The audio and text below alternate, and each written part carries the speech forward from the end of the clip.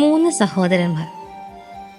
ഒരിക്കൽ ഒരു ചെറിയ ഗ്രാമത്തിൽ ജെയിംസ്, പീറ്റർ, ജോൺ എന്നിങ്ങനെ പേരുള്ള 3 സഹോദരന്മാർ താമസിച്ചിരുന്നു.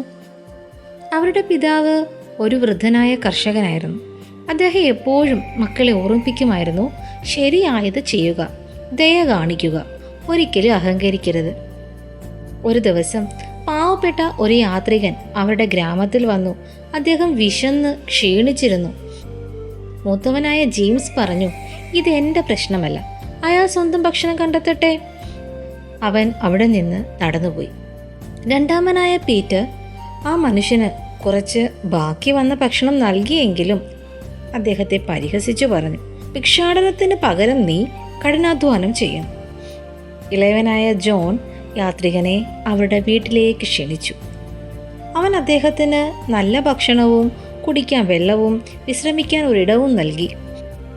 സഹായിക്കുന്നതിനിടയിൽ ജോൺ ശാന്തമായി പറഞ്ഞു, എനിക്കുള്ളതെല്ലാം ദൈവത്തിൽ നിന്നുള്ളതാണ്, അതിനാൽ ഞാനത് നിങ്ങളുമായി പങ്കുവെക്കേണ്ടതുമാണ്. അവരുടെ പിതാവ് ഇത് കേട്ടപ്പോൾ പുഞ്ചിരിച്ചുകൊണ്ട് പറഞ്ഞു, ദൈവം യഥാർത്ഥത്തിൽ എന്താണ് ആഗ്രഹിക്കുന്നതെന്ന് ജോൺ മനസ്സിലാക്കിയിരിക്കുന്നു. നീതി പ്രവർത്തിക്കാനും ദയയെ സ്നേഹിക്കാനും തൻ്റെ ദൈവത്തോടൊപ്പം വിനയത്തോടെ നടക്കാനും. അന്നു മുതൽ യാത്രികൻ ജോണിനെയും ആ ഗ്രാമത്തെയും അനുഗ്രഹിച്ചു.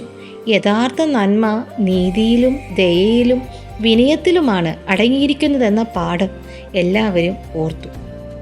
മനുഷ്യ, നല്ലതെന്തെന്ന് അവൻ നിനക്ക് കാണിച്ചു തന്നിരിക്കുന്നു. ന്യായം പ്രവർത്തിക്കാനും ദയാതൽപരനായിരിക്കാനും നിന്റെ ദൈവത്തിൻ്റെ സന്നിധിയിൽ താഴ്മയോടെ നടപ്പാനുമല്ലാതെ എന്താകുന്നു യഹോവ നിന്നോട് ചോദിക്കുന്നത്? മീഖ 6:8.